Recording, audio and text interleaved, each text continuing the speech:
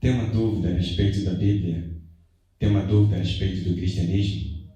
Sabia que perguntar é bíblico? Como prometemos, estamos aqui para poder responder algumas dúvidas.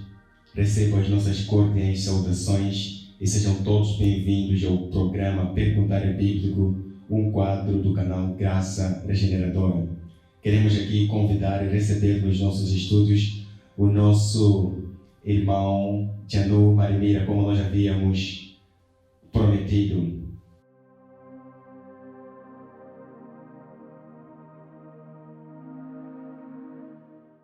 Muito obrigado, irmão, pela sua presença. Seja bem-vindo ao programa Perguntar é Bíblico. Apresente-se e deixe ficar as suas saudações.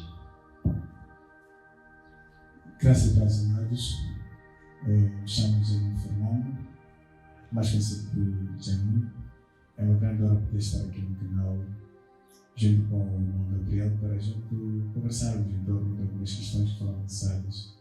Quero desejar boas-vindas a todos quantos vão nos ouvir e ver, e acreditamos que o Senhor vai nos abençoar por meio da sua graça nesta tarde, em nome de Jesus Cristo. Muito obrigado. Eu tenho muitas dúvidas a respeito da Bíblia e muitos outros irmãos também enviaram para nós as suas perguntas e queremos aqui deixar ficar essas perguntas para que todos sejam edificados no conhecimento da palavra do Senhor Deus. Então vamos aqui começar. Temos aqui um total de 8 perguntas que foram colocadas diretamente ao nosso convidado, algumas das quais pretendem trazer conhecimento da Bíblia, outras edificação.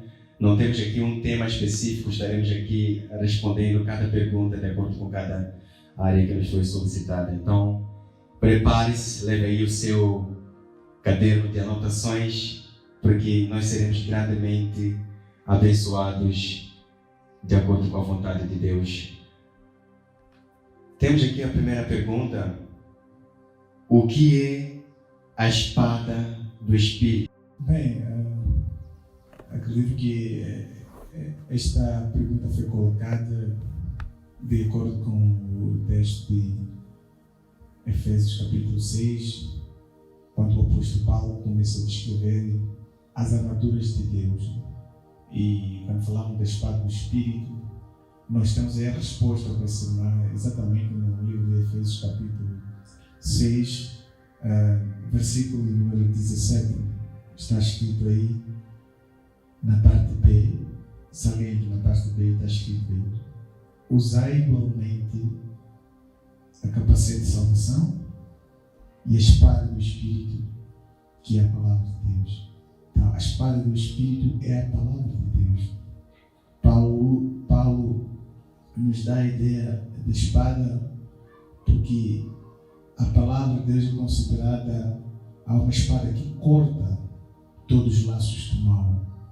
No livro de Hebreus, também está lá escrito no livro de Hebreus capítulo 4, versículo 12, fala que a palavra de Deus é mais eficaz que uma espada de 2 gumes.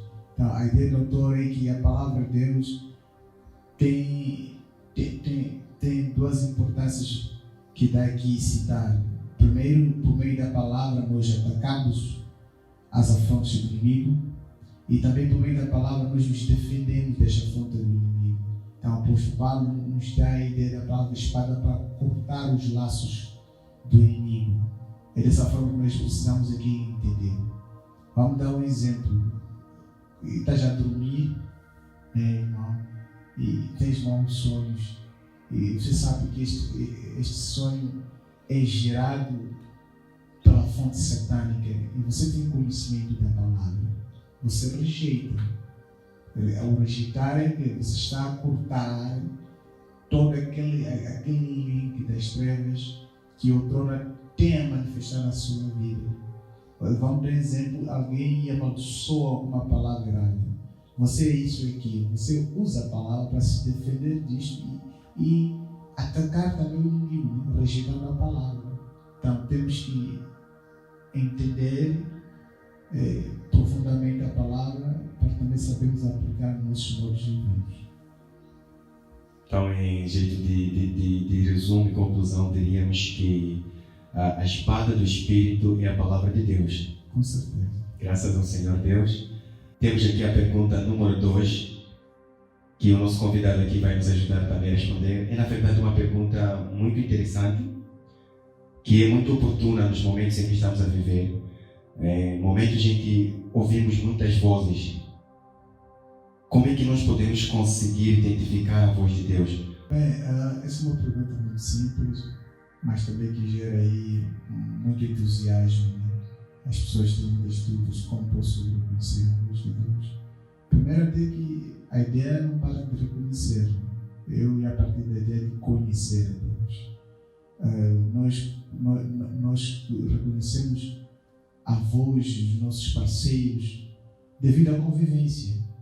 Então, primeiro nós precisamos conhecer a Deus, conviver com Ele. Quando nós conhecemos a Deus, nós reconhecemos a Ele por meio da Sua Palavra, entendendo que Deus fala conosco por meio da Sua Palavra. Quando nós estudamos a Bíblia, meditamos nela, começamos a ser transformados, começamos a ganhar habilidades em como discernir a voz de Deus. Não somente discernir a voz de Deus, mas se calhar também a voz da carne, tanto como a voz do inimigo. Uma coisa é você conhecer a Deus, como está escrito no livro de Oséias, capítulo 6, versículo 3. Prossigamos em conhecer a Deus. É conhecer a Deus que você reconhece a voz de Deus. Por exemplo, vamos dar um exemplo. A minha esposa pode ligar com qualquer número de telefone. Nem precisa ela se identificar, porque eu já conheço ela só pela voz. Por que eu tenho essa facilidade de reconhecer? Porque eu convivo com ela. Se você não convive com Deus, como vai reconhecer a voz de Deus? Então, como é feita essa convivência? Meditação da palavra. Mas eu quero conhecer a voz de Deus e você não medita na palavra de Deus. É impossível. Você reconhece a voz de Deus quando você primeiro medita. Quando nós meditamos na palavra, começamos a ganhar maturidade suficiente de discernir essa é a voz de Deus, essa aqui é a voz de mim, não, isso aqui vem de mim mesmo. É a palavra que traz esse fruto de discernimento da voz de Deus, na voz de Deus. Quer reconhecer a voz de Deus? Sim, tem a convicção. A pergunta número 3 diz: o que é espiritualidade cristã? Bem, eu acredito que, eu não sei se é irmã ou irmão, se calhar não foi muito feliz a colocar a sua questão, né? Porque, na verdade, nem deveria se calhar o que é espiritualidade cristã. Eu talvez, ao meu ver, queria dizer o que é maturidade cristã, talvez, não sei em que ponto, mas eu acredito que a pessoa quer referir o que é maturidade cristã. Primeiro, eu costumo dizer assim, de uma forma, parece meio engraçado, né? A maturidade não é um pão feito, né? A maturidade não é um pão feito que você vai e compra e começa a fazer o uso dela, começa a consumir ela. A maturidade é um estágio contínuo que nós temos na presença de Deus, por meio de relacionamento com Sua Palavra, aplicação da Sua Palavra e proclamação do testemunho da Palavra de Deus em nossas vidas. Agora, como que a maturidade é evidenciada? A maturidade é evidenciada por meio daquilo que é frutos do Espírito Santo. Os frutos do Espírito Santo, poderíamos de outra forma falar, é o caráter de Cristo em nossas vidas. Se o irmão, logo quando aceitou o irmão Gabriel, quando aceitou a Jesus Cristo, era impaciente, murmurava muito, devido ao tempo, o relacionamento do irmão Gabriel com a palavra começa a se tornar paciente. Em momentos como esse desafio, onde o mundo inteiro está, algumas pessoas perderam a esperança, algumas pessoas deixaram de ter um bom convívio com Deus, algumas já abandonaram Deus devido a essa crise mundial sediada na Covid-19. Algumas pessoas estão fracas porque já não conseguem conviver com igrejas, as igrejas estão fechadas. Algumas pessoas tornaram-se impacientes, algumas pessoas tornaram-se zombadores de Deus. Mas para pessoas maduras que ganharam consciência que hoje estamos em um tempo difícil, mas o tempo em si irá passar, e é importante saber que Deus está no controle das coisas. Entendendo que a Bíblia já nos explica no livro de Eclesiastes, como dizia outrora, que é tempo para todas as coisas. São tempos de servir, sim, mas não é o fim. Então, pessoas maduras discernem os tempos, sabem se portar diante dos tempos e tornam-se persistentes nos desafios e continuam a seguir a palavra do Senhor. Então, a maturidade é exatamente evidenciada nos filhos de Deus através do caráter de Jesus Cristo. As pessoas tornam-se mais parecidas com Jesus Cristo mediante os seus desafios diários. Muito obrigado. Temos aqui a pergunta número 4. No tocante à salvação, Deus escolhe o homem predestinando-o ou o homem é que escolhe Deus através do livre-arbítrio? Bem, eu vou recorrer à palavra de Deus, no livro de João, capítulo 15. Diz assim a palavra do Senhor, só para poder dar ênfase que estarei a falar. João capítulo 15, versículo 16, diz assim a palavra do Senhor: não foste vós que me escolheste, ao contrário, eu vos escolhi a vós e vos designei para irdes e dar os frutos, o fruto que permanece. Sendo assim, seja o que for que pedires ao Pai em meu nome, Ele concederá a vós. É claro que o versículo tem duas abordagens diferentes, mas eu queria pegar a parte A, que quem nos escolheu é Deus. Deus que nos escolhe. Deus escolheu a igreja. Entendendo que a salvação é um projeto de Deus, não é um projeto humano. Se fosse projeto humano, então o apóstolo Paulo escreveria que todos nós pecamos e fomos destruídos da glória de Deus. E nem mesmo o apóstolo João diria a mesma coisa no livro de João, capítulo 3, versículo 16, porque Deus amou o mundo de tal forma, entregou o seu Filho amado para que todos possam crer, não pereçam, tenham a vida eterna. Então, esta é a primeira visão. A salvação é o projeto de Deus. Entendendo que é Deus que exatamente salva os homens na medida da pregação do Evangelho. Agora, também é o próprio Deus, por meio do Espírito Santo, como está escrito no livro de João, que convence o homem do pecado. O homem em si não tem desejo nem de olhar a Deus, não vai ter desejo nem de escolher. A sua natureza pecaminosa não somente lhe deixa distante, lhe deixa exatamente longe de Deus, mas uma natureza que odeia a Deus. Deus tem uma natureza santa, nós temos uma natureza humana. Então, o Espírito Santo que convence o homem por meio do Evangelho para que possa render essa pessoa de Deus. Então, não vejo nenhum homem, através do seu livro-arbítrio, escolher a Deus. Não vejo em nenhuma parte da Bíblia, mas consigo perceber um Deus amoroso que nos oferece esse dom gratuito que é a salvação por meio da pessoa de Jesus Cristo. De que forma? Convencendo o coração do homem, mudando o coração de pedra ao coração de carne. É um trabalho maravilhoso que a graça de nosso Senhor Cristo é colocada em nós. Primeiro é que Ele trabalha e nos convence.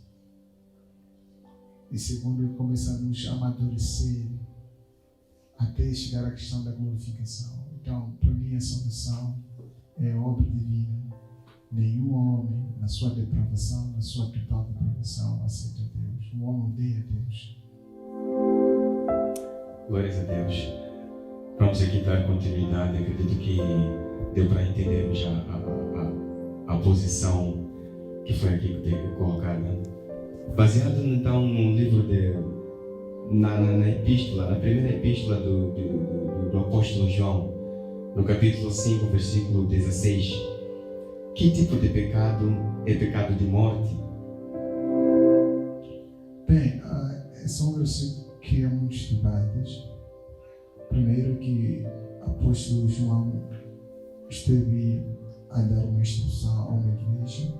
Temos que saber que estava a instrução para uma igreja a respeito de alguns procederes. Se encontrar um irmão que estiver, ou um irmão que pecar, podemos ajudar o irmão orando, intercedendo por ele.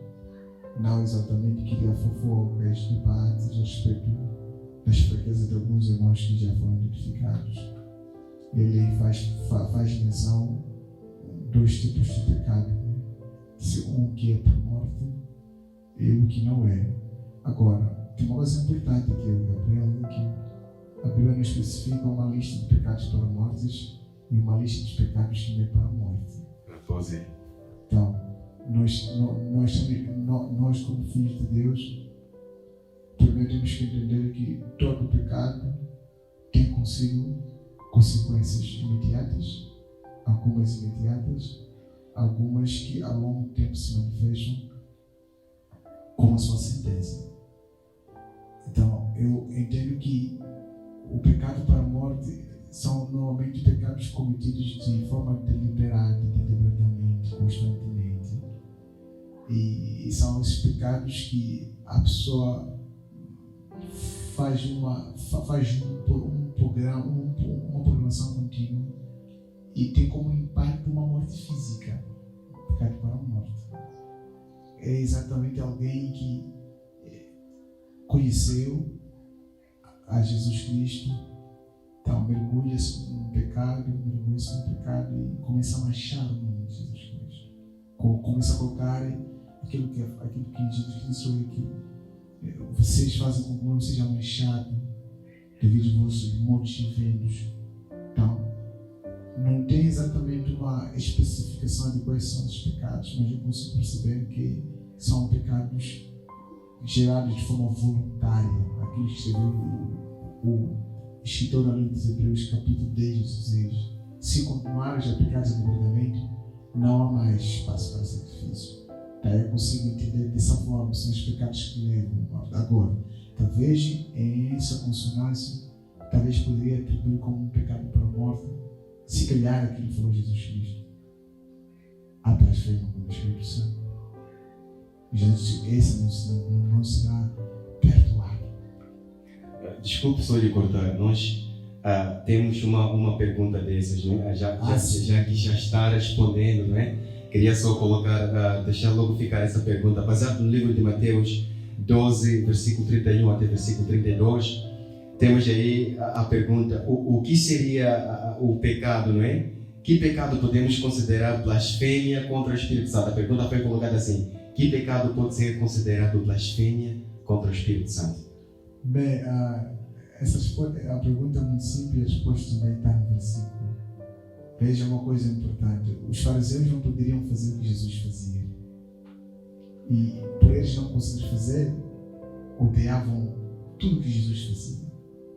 E num desses dias, Jesus, a seguir o ministério que o Pai confiou, os fariseus tiveram coragem de dizer que Jesus expulsa demônios por princípio. Então, faz-nos entender que a blasfêmia contra o Espírito Santo é você atribuir as obras divinas a Satanás. Isto que é blasfêmia ao Espírito Santo. Dizer que aquilo que Deus faz é Satanás está fazendo. Por isso Jesus já asseverou uma exortação profunda para os fariseus. Muito obrigado. Vamos aqui continuar. Temos aqui a próxima pergunta.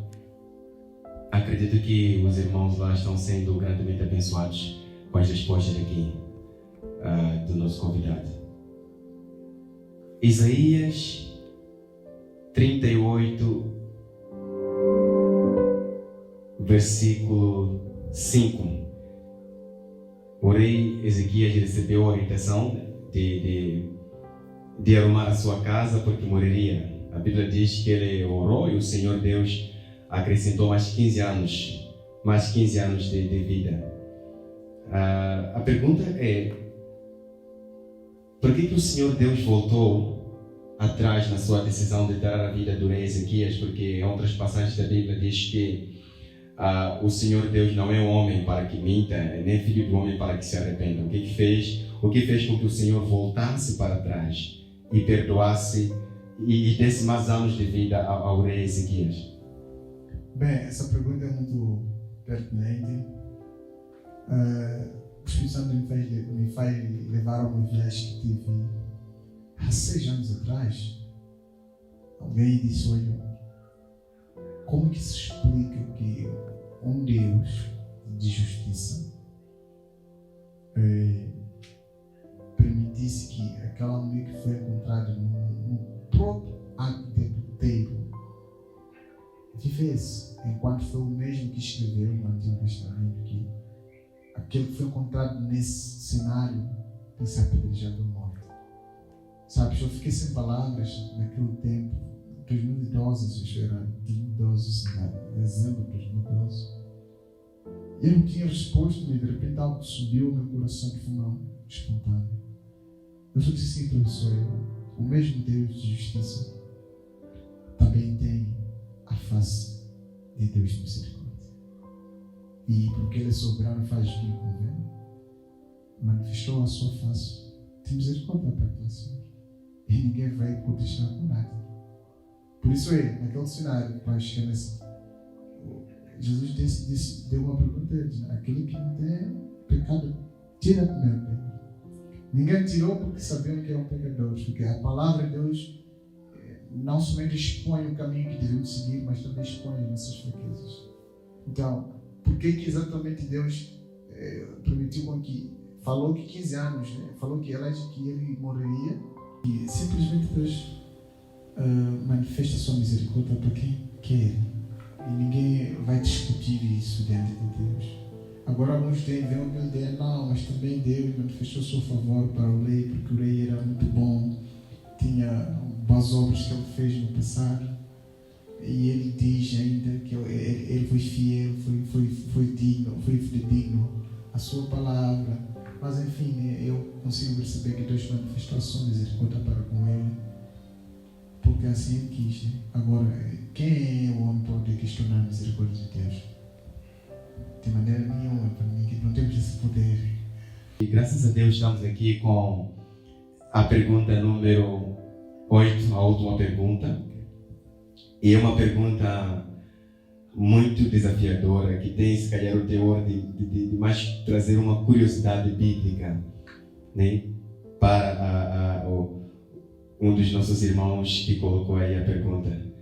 Vou ler aqui a pergunta na íntegra. Baseado no livro de Gênesis 4, versículo 15 a 17. Entende-se que Caim e Abel foram os primeiros filhos de Adão e Eva. Neste caso, os primeiros homens criados.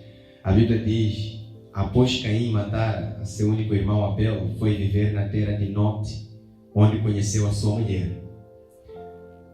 De quem era a mulher?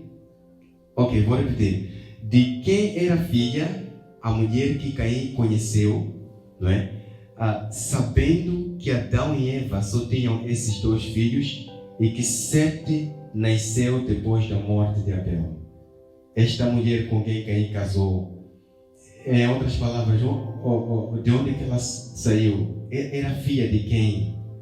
Só para podermos aqui terminar a última pergunta, que é bastante desafiadora. É o seguinte, na verdade eu estudei esse texto e não consegui perceber bem a questão, assim, por vezes as pessoas que colocam questões são as pessoas exatas para poder explicar qual é a dúvida. Nós podemos ir à ideia que é exatamente isso que a pessoa quer falar, mas não é isso. Dizia que eu estava a estudar esse texto e não consegui exatamente perceber a pergunta da pessoa, porque o texto aborda eventos muito simples. Agora, para não poder queimar muito tempo nessa situação, será melhor se calhar citar aquilo que está escrito no livro de Deuteronômio, capítulo 29, versículo 29, né? A palavra do Senhor diz que as coisas encobertas pertence exatamente a Deus, mas a descoberta pertence aos homens para a sua sobrevivência. Eu prefiro até ler o texto para não ser infeliz, porque na verdade quando nós colocamos questões temos que conseguirmos entender o foco, o intuito de darmos certas questões, né? Deixa eu lá ler aqui o texto da palavra do Senhor, Deuteronômio capítulo 29, versículo 29, diz assim: os conhecimentos ocultos pertencem ao nosso Deus, o saber revelado. Entretanto, pertencem a nós e aos nossos filhos para sempre, a fim de que vivenciemos na prática todas as palavras desta lei.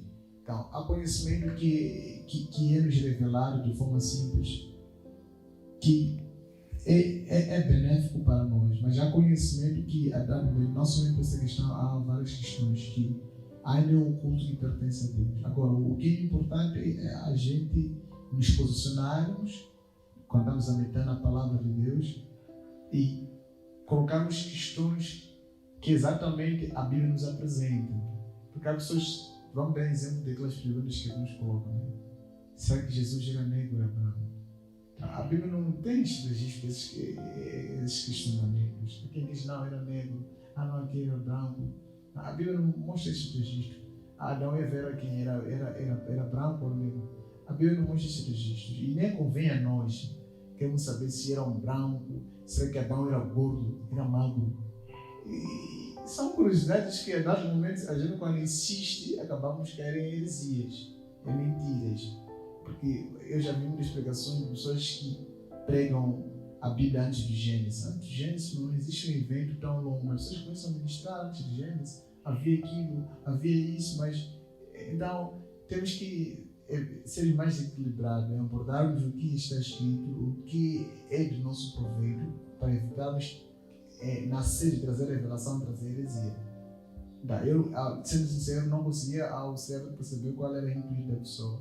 Talvez de uma forma boa e humilde, pediríamos à pessoa que essa questão, tentar colocar de uma forma mais abrasiva, para nós sermos úteis para a pessoa, em outros eventos que nós podemos ter, se permitir.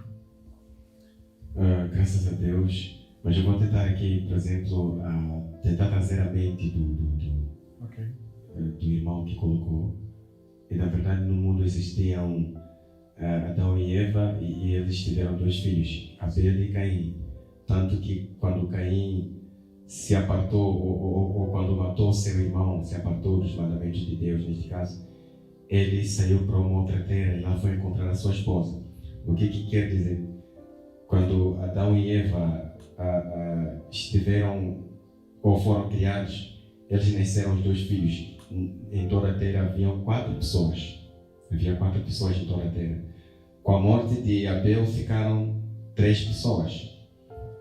E Caim acabou saindo e foi na terra de Nod, e lá encontrou uma mulher com quem se casou. Ele está a trazer aqui a dúvida.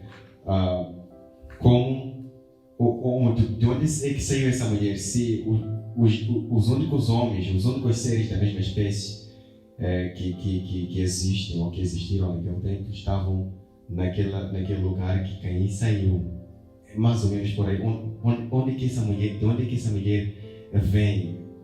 De quem é a filha essa mulher que veio que foi encontrada na terra de Nod pelo Caim?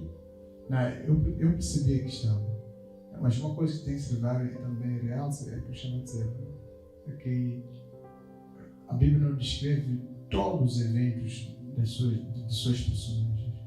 A Bíblia não fala que naquele dia Caim tomou banho, depois de tomar banho, usou chinelo, usou sandália, comeu maçã. Temos que ser maduros e conseguir entender que, há eventos que a Bíblia não relata de acordo com a sua eficácia. Nós sabemos que exatamente naquele tempo, se calhar, ou Caim ou Abel havia relação com alguém, não sabemos. Aqui estava a dizer, não vou trazer uma sessão de revelação e de trazer heresia. Longe de mim isso, mas somente Deus sabe de onde veio essa pessoa. Eu também não sei se foi um futuro relacionamento que a Bíblia não releva ou não. É o mesmo que disse o apóstolo João no último versículo de capítulo 20 e 21, Existem muitas coisas que Jesus Cristo fez que não estão escritas aqui. Se fosse escrito, que nem caberia em nenhum lugar do mundo. Então também temos que ter esse entendimento, que a Bíblia relata todos os eventos, todas as personalidades estão lá dentro.